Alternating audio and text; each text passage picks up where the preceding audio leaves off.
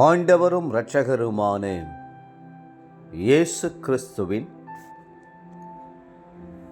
ஈடு இணையற்ற நாமத்தில் அன்றன்றுள்ள அப்பம் வாசகர்களுக்கு எங்கள் அன்பின் வாழ்த்துக்கள்.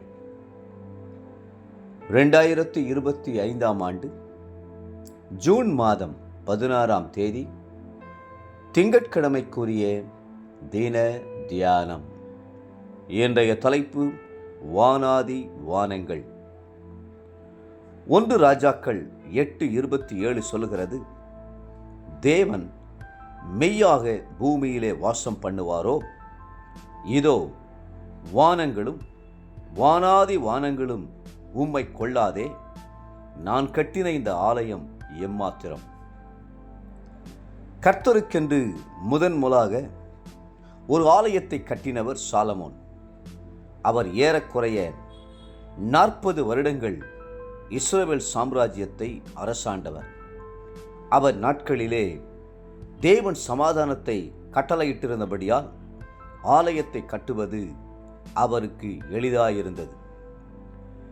ஏற்கனவே அந்த ஆலயம் கட்டப்பட அவருடைய தகப்பனாகிய தாவீது ராஜா திரளான பொன்னையும் வெள்ளியையும் கேதுரு மரங்களையும் சேகரித்து வைத்திருந்தார்.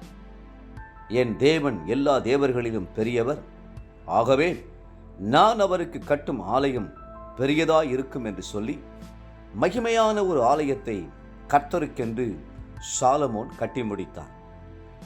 ஆலய பிரதிஷ்டை நேரம் வந்தது.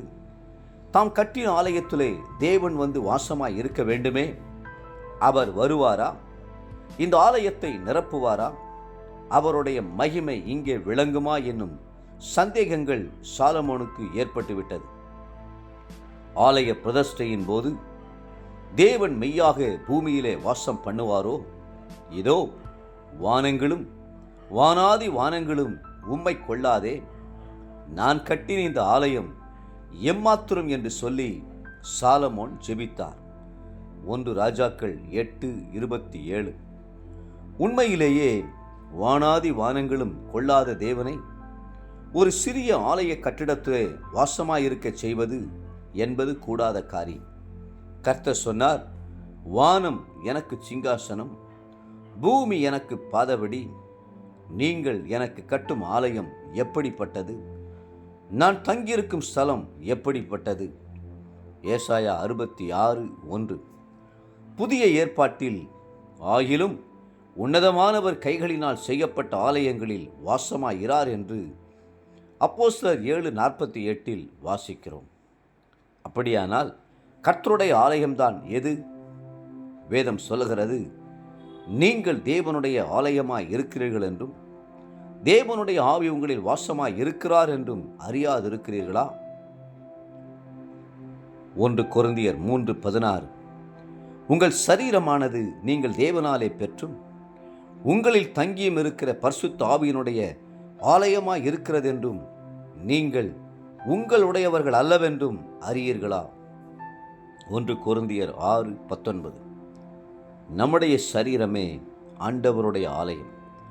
சரீரம் என்று சொல்லுவது வெறும் மாம்சத்தை அல்ல, எலும்பையும் சதையும் அல்ல, அது உள்ளான மனுஷனை குறிக்கிறது.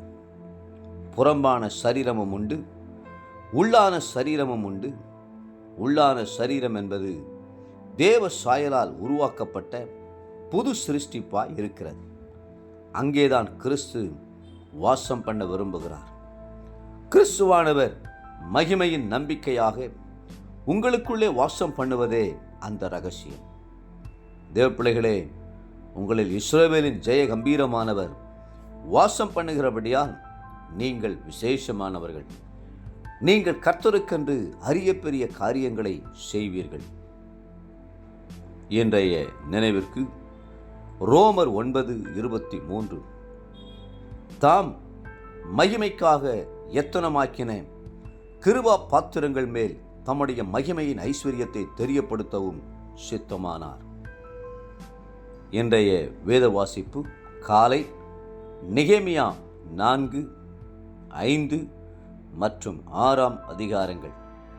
மாலை அப்போஸ்தலருடைய நடபடிகள் 2ஆம் அதிகாரம் 22 47 வசனம் முடிய. அன்புக்குரிய அன்றன்றுள்ள அப்பம் வாசகர்களே, மீண்டும் உங்களை வாழ்த்துகிறோம். கர்த்தர் உங்களுக்குள்ளே வாசம் பண்ணுகிறார்.